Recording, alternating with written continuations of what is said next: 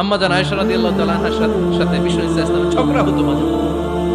একবার ঝগড়া হলো, বিষ্ণু ইসা ইসলামের রাগ, আম্মা জান আয়েশাও রাগ। বিষ্ণুই বললেন, আয়েশা ঝগড়া করে আর কতক্ষণ থাকবো, আসো মিটমাট করি। আয়েশা রাদিয়াল্লাহু বললেন, ঠিক আছে মিটমাট করি। তো বিষ্ণু ইসা ইসলাম বললেন, মিটমাটের জন্য কারে ডাকবো? ওমর রে ডাকি। কয় না, ওমর রে না, ওমরু গালিজ, ওমর অনেক রাগে, আমার ডর লাগে। কয় তাহলে তোমার আব্বারে ডাকি। কয় ডাকে। কি খুশি, মেয়েদের মধ্যে অভ্যাসটা আছে না নাই? তাহলে তোমার আব্বারে ডাকি। ডাকেন, ডেকে নিয়ে আসা হলো।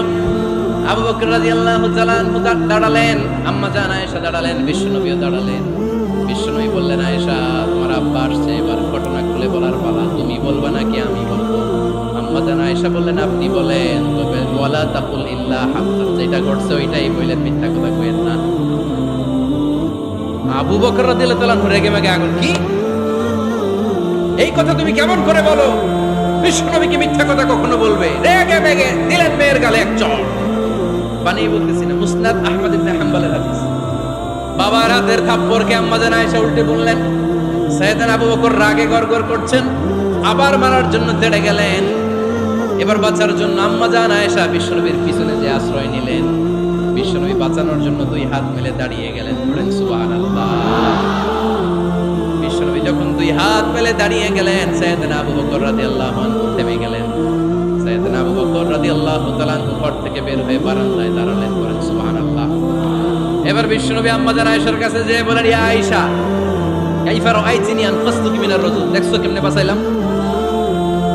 আমি না থাকলে ভর্তা বানাই ফেলতো আজকে। আমি বাঁচাইছি তোমারে, আমি, আমার লগে ঝগড়া করো তুমি। লজ্জায় পড়ে আম্মা জান আয়েশা খিলখিল করে হেসে দিলেন, বিশ্বনবীও হেসে দিলেন। দুইজনের হাসির মধুর আওয়াজ শুনে সাইয়েদনা আবু বকর বাইরে থেকে অবাক, কি রে এতক্ষণ না ঝড় তুফান, এখন দেখি হাসি। সালাম দিয়ে অনুমতি নিয়ে ভিতরে ঢুকলেন। ঢুকে দেখেন আম্মা জান আয়েশাও হাসে, বিশ্বনবীও হাসে। এই হাসি দেখে আবু বকর রাদিয়াল্লাহু আনহু হেসে দিলেন, আরশের উপর থেকে খুশি হয়ে গেলেন। কে?